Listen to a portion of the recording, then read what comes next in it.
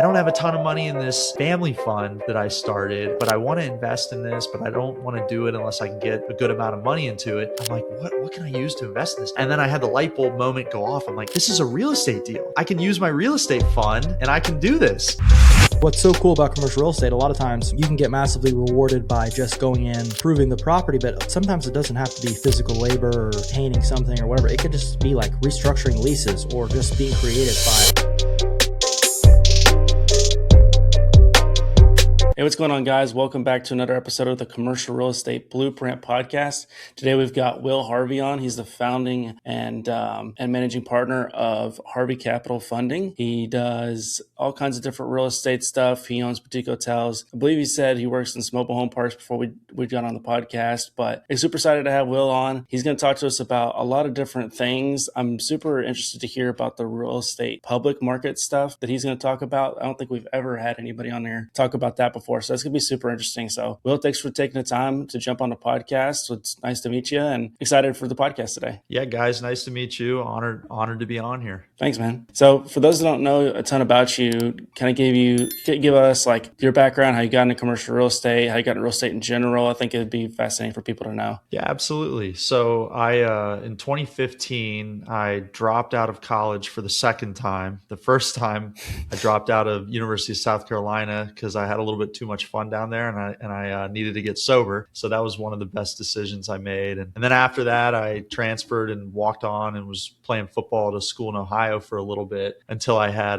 double hip surgery. And that was when I dropped out the second time. And I kind of messed around with maybe finishing my degree, but a lot of my credits didn't transfer. So I just decided to go into starting a career. And I ended up in the mortgage business. And that was cool. I learned the business for about a year. And then I jumped out into production as a commission only originating loan officer. And it was great. It was an awesome run. I did that 17, 18, and 19. And I was living very, very well below my means and was using the cash I was making from that, which was, it was a high paying job. And I spent a lot of time on it. And I was basically using the funds from that to invest in some rental properties. And I got to 3 of them. And then I realized that I hated being a landlord.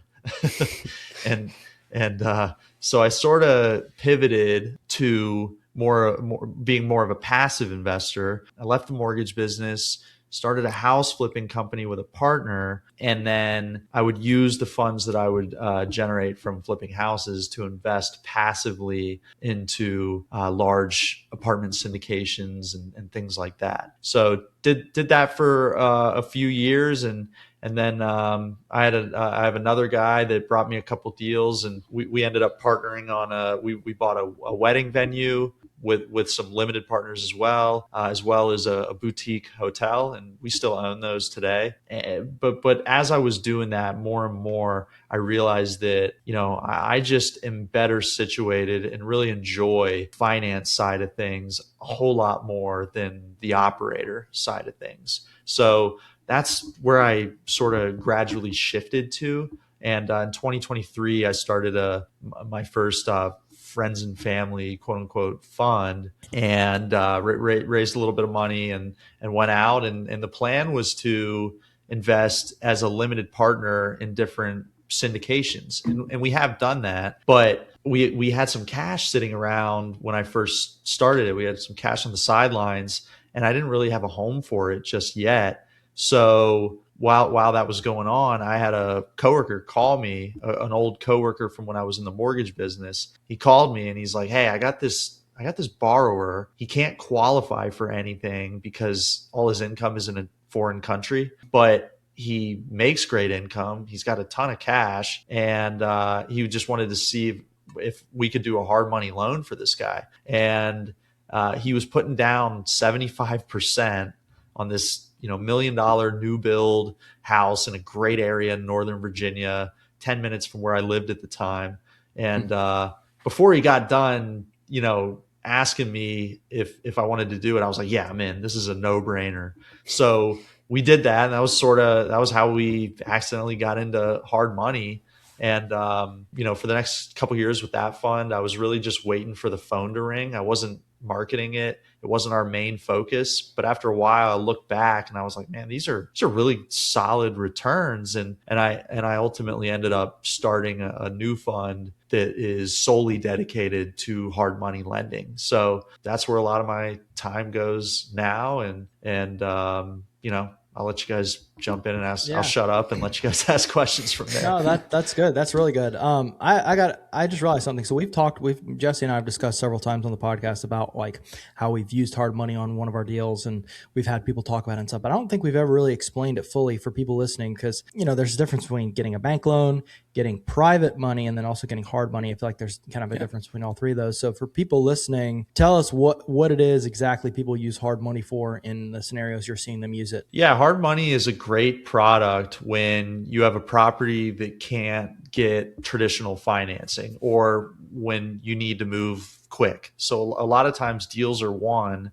and you can leverage your ability to close quickly into paying a lower price or getting some other kind of concession from the seller. So that's where a hard money lender comes into play. I mean, it's if you have a good local hard money lender, it's pretty much like a cash offer, because there's far less hoops to jump through. It's very asset based, so we're focused on the collateral a lot more than we are, the borrower's income or anything like that. We're very focused on the borrower and their ability and their track record, but we're not looking at W-2s and tax returns and all that stuff that a conventional traditional lender is going to look at. So I would say hard money is a great thing when you need a loan that you can get very quickly and where you want to act as a cash buyer, but you don't have the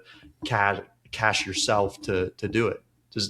Was that a good enough explanation? Yeah, 100%, 100%. Okay. I think that's it's important for people who are listening to hear that, because if you've never gone through a deal, you might not know how rigorous the traditional lenders can be on deals. Like you have to jump through a lot of hoops, and sometimes you get a more relaxed one. We've been fortunate to work with some pretty relaxed people, but we've been in deals for buyers, because we're brokers as well, where the lender just asks for all these ridiculous things, and sometimes asks for the same thing over and over again. So it's nice and refreshing to have. I see hard money as kind of like a tool in your tool belt, where if the traditional lender doesn't work out, well, you can pivot to hard money. And another thing you said too that's just so important is the ability to have speed, because we recently worked with a buyer who was buying a small industrial building, and he won that deal because he offered the asking price, closing in 2 weeks. And the broker, after we got under contract, said we had higher offers, but because of the terms, we took this. So that's definitely a way that people can win deals all the time. But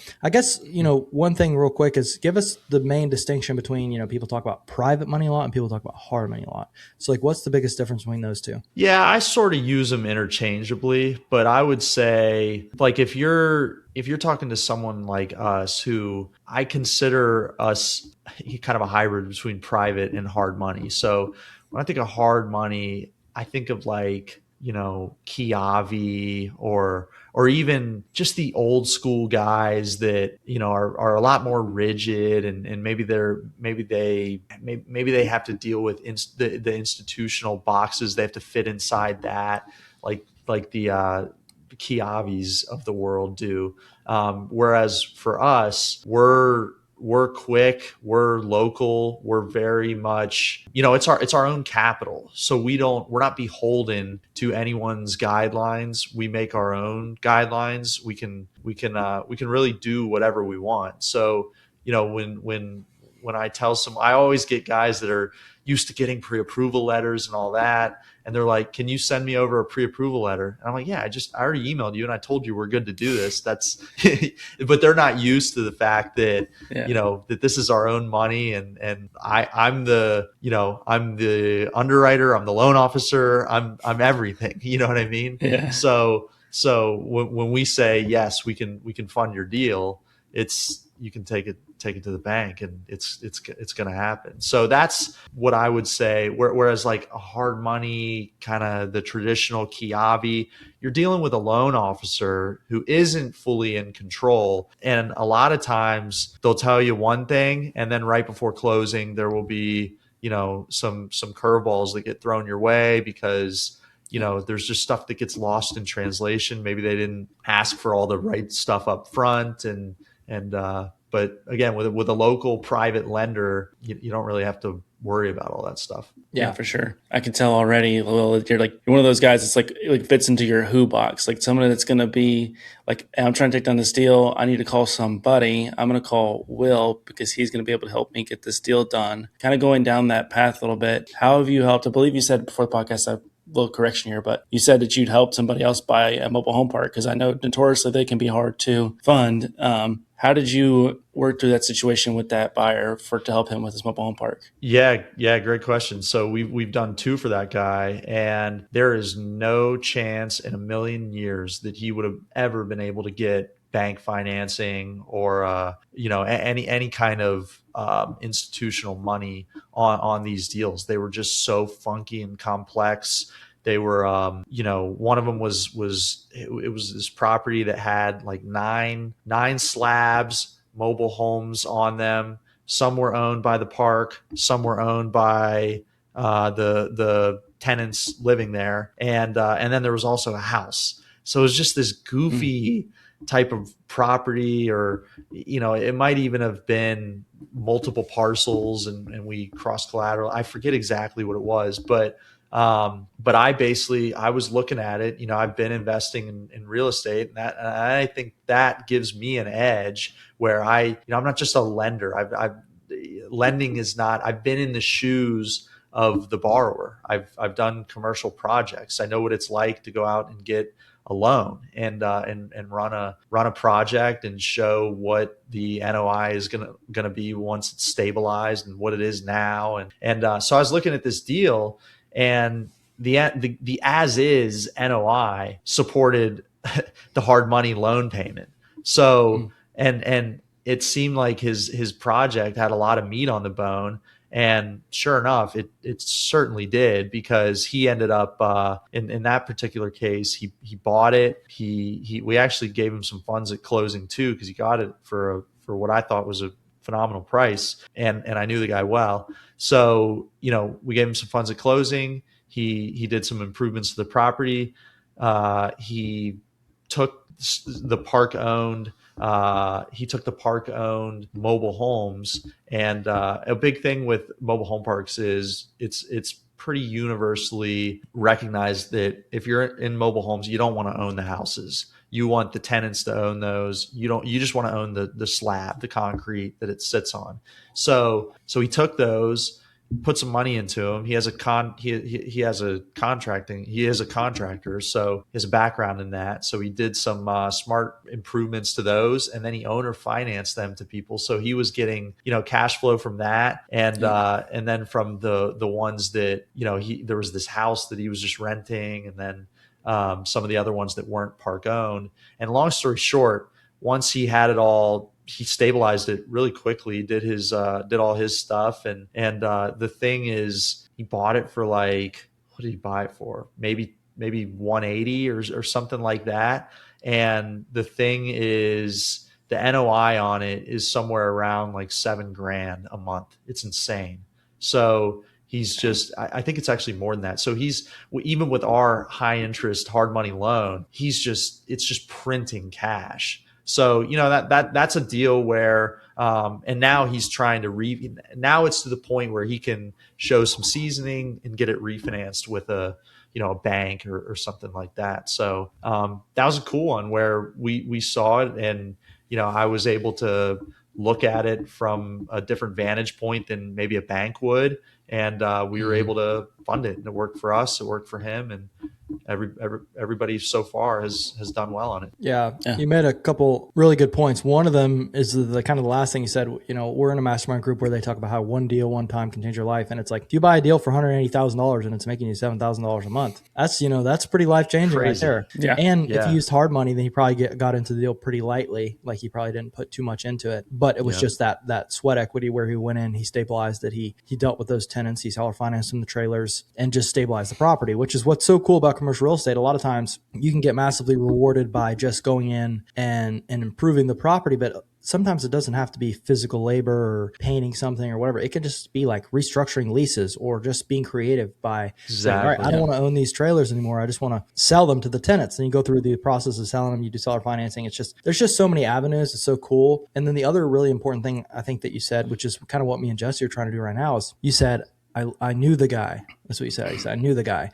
And relationships are everything. And building a track record, which you mentioned earlier, is so huge, especially when you come to lenders. Because if you come to a lender and say, hey, give me a hard money loan, I've never done a deal before in my life, they might be like, well, it's a great deal, but I don't know how you are as operator. Versus if we come to you and we say, hey, here's the example. We used hard money. And when we were doing the conversation with our lender, we had bought at that point, I think 5 buildings in the area, and they were all within like a mile radius. And I was just talking to her and I was like, okay, here's one we bought. We rented it for this much. We bought this one. We rented it for this much. This one was empty. We filled it up, did all this stuff. It's right around the corner. And after the call, Jesse was like, dang, we really sounded like we knew what we're talking about. Because we had just been in it and been grinding on the 5 buildings trying to get it done.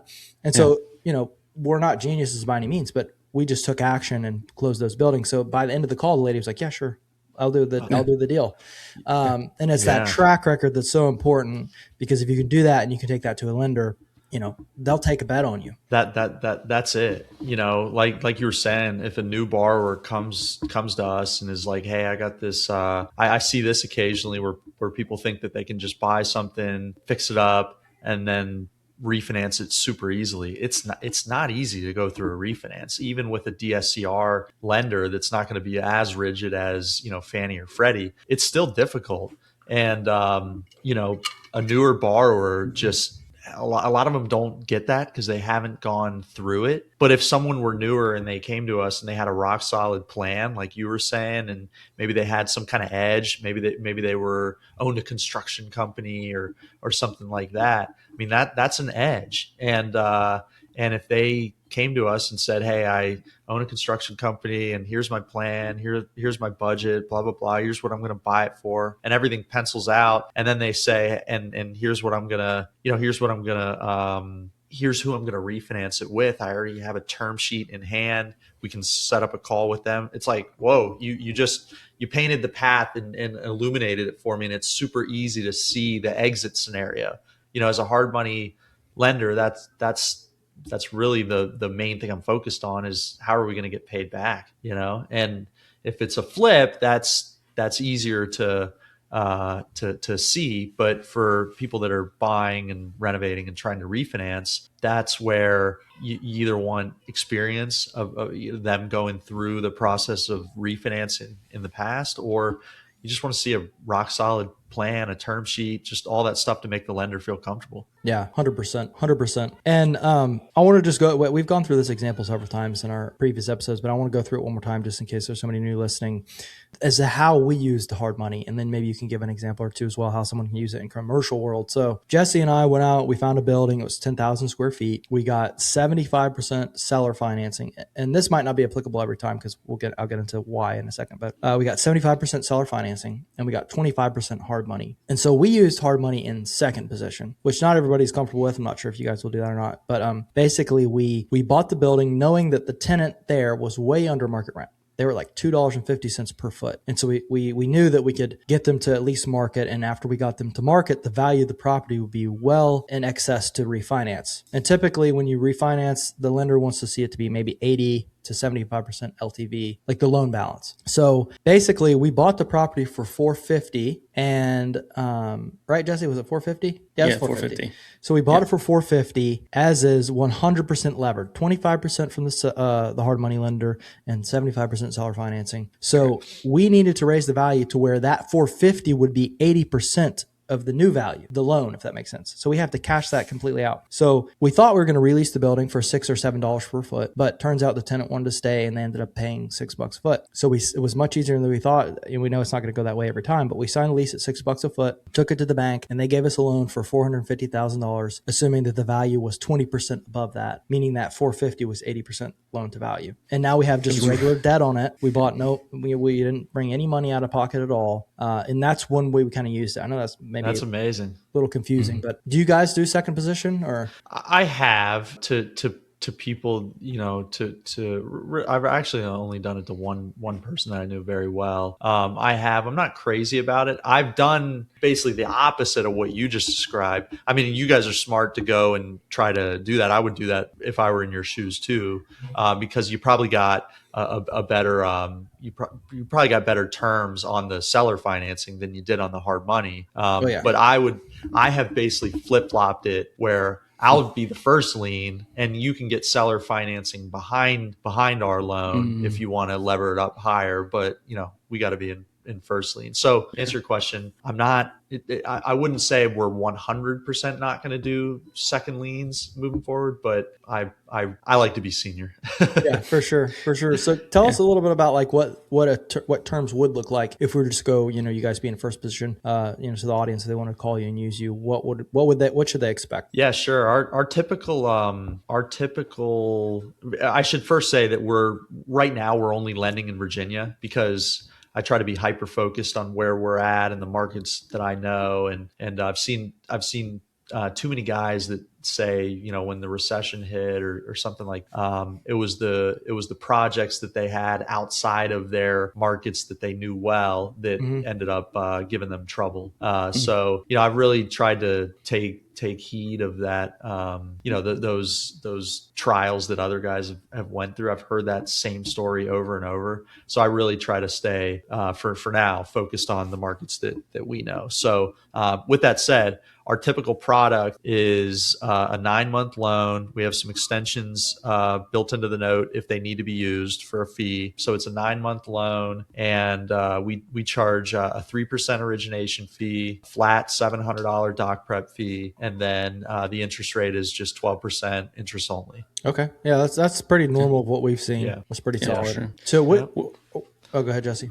Well, I was just going to ask, you're in Virginia. What markets are you specifically focused on? Since you said you're hyper-focused, just curious. Yeah, mainly Richmond. So I moved to Richmond in the last year, and this is really where I've started to – I like the values here. I came from Northern Virginia where values are a lot higher. And the problem up there is that, people need 500,000, 600,000, 700,000 as is for a loan that they're going to flip. And I just don't want to put all our eggs into one loan like that. Whereas down in Richmond, the values are a lot lower, and we can spread our dollars across a lot more loans, a lot more properties, a lot more borrowers, and really just be more diversified. So Richmond, I'll go to Northern Virginia if the deal makes sense and if it's below our max amount that we'll do.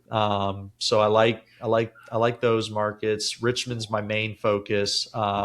But I have a guy in Lynchburg, and I'm not opposed to going outside of there. I just want to keep it within a certain radius of where I am, just to know what's going on and I think having your finger in the wind and a pulse on the market that you're lending in or buying in if you're an investor. I think that is just so important, and it's way more important in my opinion than all the national data that people like to regurgitate and talk about. Knowing what's going on in your local market might be completely different than what's going on nationally, for better or worse. So I think that's what you should focus on. It's certainly what I focus on. No, that's a great point. We kind of started in one market and then we've stayed in it so far. We're open to going to other markets like within our area. It's only like an hour and a half drive, but we just got traction in that area and we got to know it pretty well and we got comfortable quickly. And that's key and huge. Like if you learn a market and know it really well, that gives you the ability to act quickly and recognize deals faster than other people. So like if somebody brings you a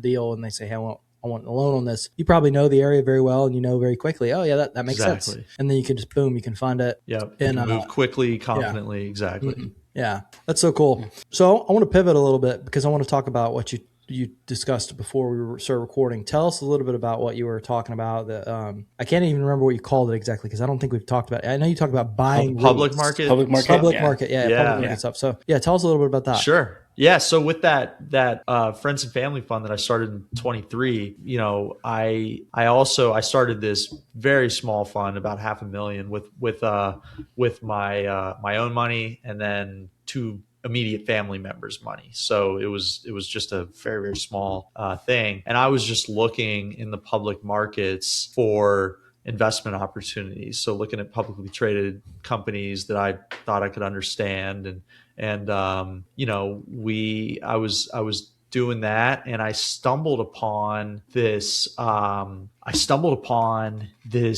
liquidating trust. It was super interesting. So I'm looking for this. I'm trying to find deals for this fund that is for the really small fund that's for the immediate family members and my own money. And I stumble upon this liquidating trust that was how it was formed was J.C. Penney filed bankruptcy in late 2020, and then these two big mall operators, Simon Properties and Brookfield, they did a joint venture and bought J.C. Penney out of bankruptcy. And what they did was they separated J.C. Penney's operating business, where you go in and buy fragrances and whatever else. I don't even know what you buy there, but they separated the operating business from all the real estate that they owned, and they took the real estate and they threw it into this liquidating trust, and they had it be traded on the over the counter. So it's not on any major stock exchange. It's just over the counter, which, if you know anything about that, it's very illiquid. It's a lot of funds, a lot of hedge funds can't even invest in over the counter securities. So it was just this very off the beaten path thing. So they threw it in this liquidating trust, had the shares trade over the counter, and then they gave all the shares to the various creditors that were owed money in connection with the bankruptcy. And as you can imagine, a lot of the creditors, they're these huge banks and lenders. They just dump the shares. They don't want them. So they just sell them and get what they can. And I stumbled upon this, and it was almost 2 years ago, and I'm looking at it and I start doing the math on it. You guys are commercial guys, so you'll understand this perfectly. So I'm looking at the share, I'm looking at the price. I do all the math. It's this unlevered portfolio of about 130 retail properties that were on that were leased to the operating company that was now recapitalized after being acquired. It's now recapitalized, and it was on a 20-year triple net absolute master lease. And I'm looking at it and what it was trading for, and again, it was, I can't stress that enough, that it was debt free. They had zero debt, which is amazing. And it was trading at an implied cap rate over 14% when we started buying. Yeah. So our going in yield was on a debt free asset or assets, because they owned a bunch of properties, was over 12%, which was nuts. So I put a book. I'm looking at this and I'm like, man, I don't have a ton of money in this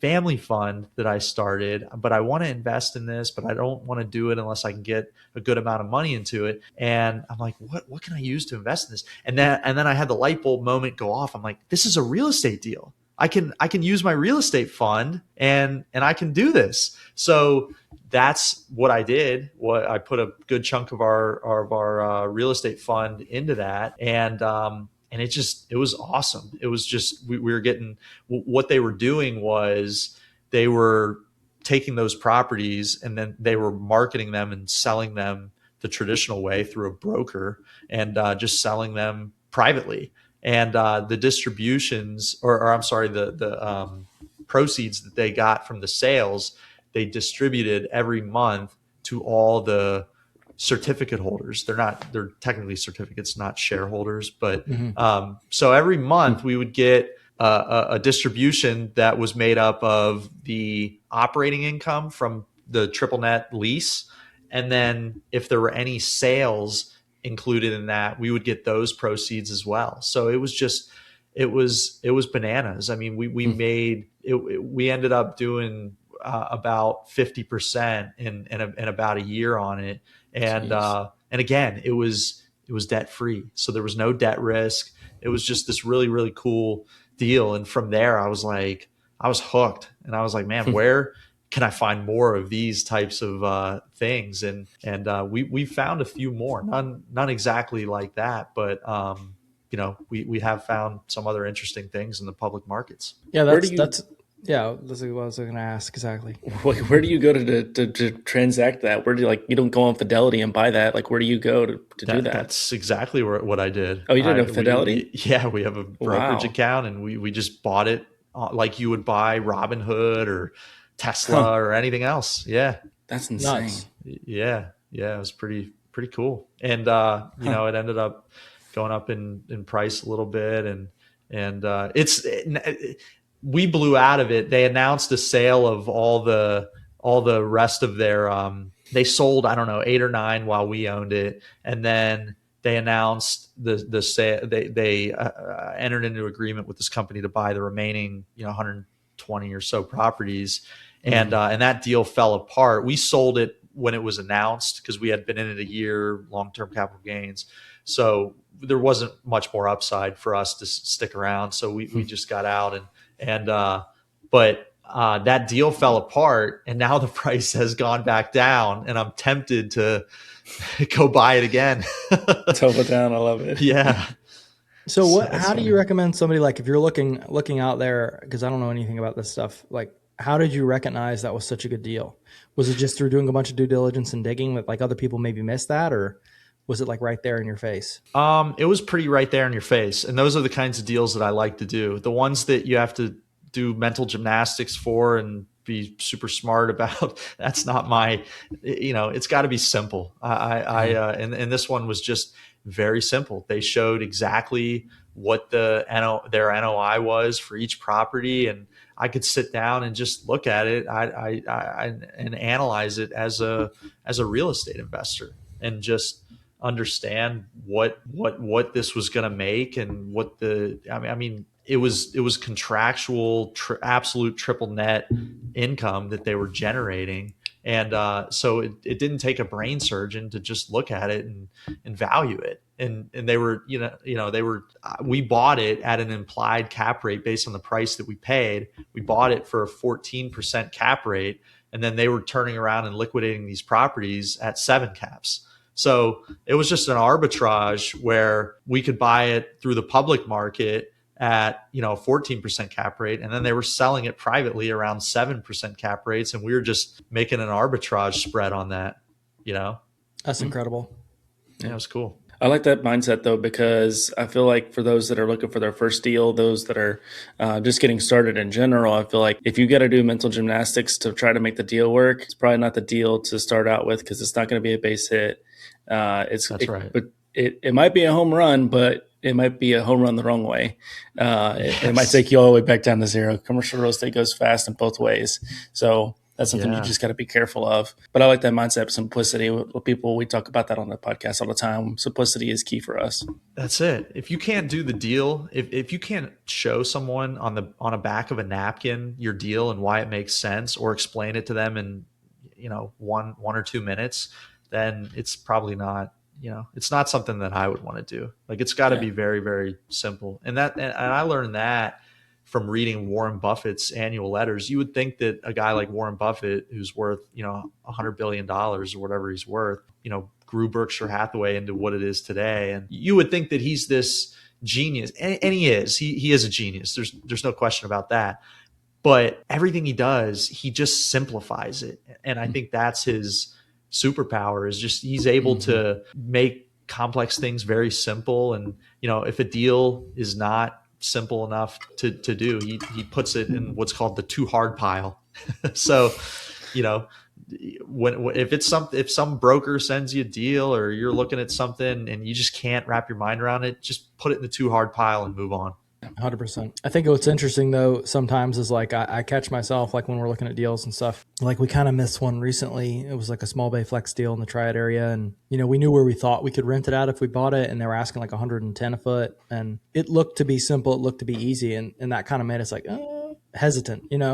Like I find myself doing that, being like, it's like almost too good to be true. Right. Looking back, it's like we probably should have just done it. Because we ended up offering, they were asking like 1.1 million. We offered them like $1 million. I think we did like $1 million regular and then like $1 million one seller financing. They went with somebody else who bought it for 1.1 million and just traditionally, which is what they were asking. And the guy told us, we actually turned out we know who the buyer was, and found out after. And he was like, yeah, I'm pre-leasing it for like 17 bucks a foot. So if you do that math and you're buying it for 110 and you're leasing it for 17 bucks a foot, that's a very good deal. Yes. And you're like, dang. We should have jumped on that. We should have just like been more confident. So, yeah, it's interesting. Yeah, I have that same issue where it's where it's sort of like I don't care what they're asking. I want to feel like I got a deal, you know. And it might be a deal to pay above what they're asking, but it's like I get locked into that mindset of like, wow, I don't want to. It feels like I'm overpaying if I do that, and like you said on that deal, if you would have paid asking, that would have been a phenomenal deal. It sounds like. Yeah, 100%, 100%. So, what are you guys focusing on right now, primarily? Like, what's the future hold for your company?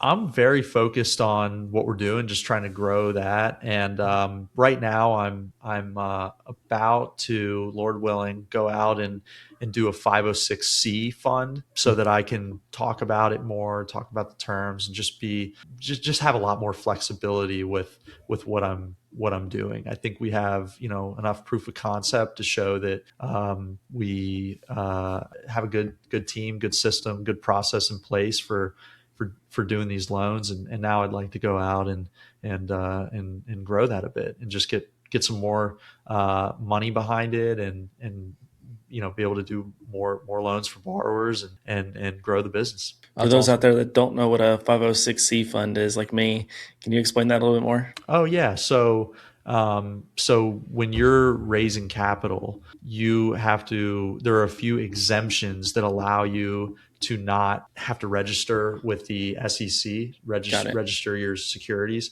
So Regulation D, there's a few exemptions that fall under that.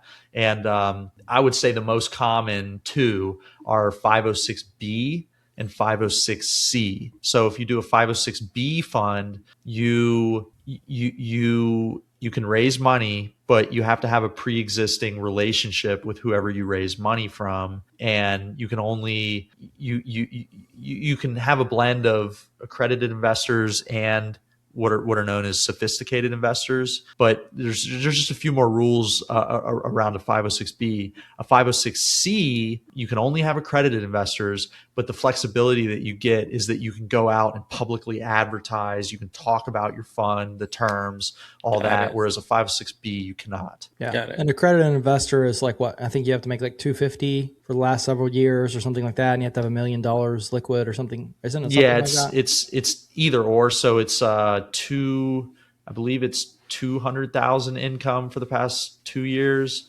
or a net worth of $1 million outside of your primary residence. Yeah. So if you fit the box, one of those two things, one of those two ways, then you're considered accredited. Awesome. That's cool. Well, awesome. I think this has been really solid, and there's definitely been some nuggets for people who are listening, and like some new strategies. I always like when we have a guest on and there's something we haven't heard about, because it's not often. I mean, most of the time real estate has, you got all kinds of different categories, but for the most part, everybody's doing the same thing. But what you just described, I've never heard of. So I think that's really interesting and really cool. It also kind of reminds me, like, I don't know if you ever listened to the book by Sam Zell, Am I Being Too Subtle? But like, I love he did that a lot book. of like, such a good book. He did a lot of like super creative stuff like that with, mixing real estate and then like the public market. Yeah, he did, and he's a big inspiration of mine. And he was very smart with figuring out how to him. And then there's another guy, William Zeckendorf, I think that's his name. But they like you were saying earlier, a lot of people just think the only way to add value is to go in, renovate, raise rents, increase the NOI. But there are different ways to to do it. You can restructure, leases. You can kind of chop it up into the different components and try to add value in different ways. And that's what Sam Zell and guys like William Zeckendorf, they were so good at doing that. And I certainly get some inspiration from those old real estate developers. That's awesome. Do you have any other Yeah. books that you found that are kind of good, similar to that? I've been trying to find, similar books to that book, and it's hard. There's not a lot of them out there. Yeah, there's not a ton. What I have gotten the most inspiration and wisdom from, it's not necessarily a book, but it's Warren Buffett's annual letters. So you can find them online, going back to on the Berkshire Hathaway website, which is really funny, by the way, because you would think Berkshire Hathaway would have this huge, modern, good looking website. They're a $1 trillion company. But if you go on it, it looks like something that was made in 1998. It's like a single static page. It's so funny. But on there, you can look at Warren Buffett's annual letters going back to, I think, the late 70s. And then elsewhere, you can find, like, do a Google search or something. You can find his partnership letters from before Berkshire Hathaway that he wrote, the annual letters that he would write to his investors. And they're just so packed with wisdom and just he gets into some of the deals that he does, and it'll inspire you. You'll just learn so much from those letters. I certainly have. That's awesome. That's awesome. Yeah. Well, yeah, we appreciate you coming on, Will. If people want to hear more, if they want to connect with you or find out more about you, what's the best place to do it? They can go to my website, harvey-capital.com, or they can just shoot me an email. It's will@harvey-capital.com. Awesome. We'll definitely go reach out to Will. Just tell him this was a good episode, or if you want to ask more hard money questions, you can do it there. And we appreciate you guys listening to this episode, and we'll see you in the next one. Thanks for having me, guys. Absolutely. Yeah.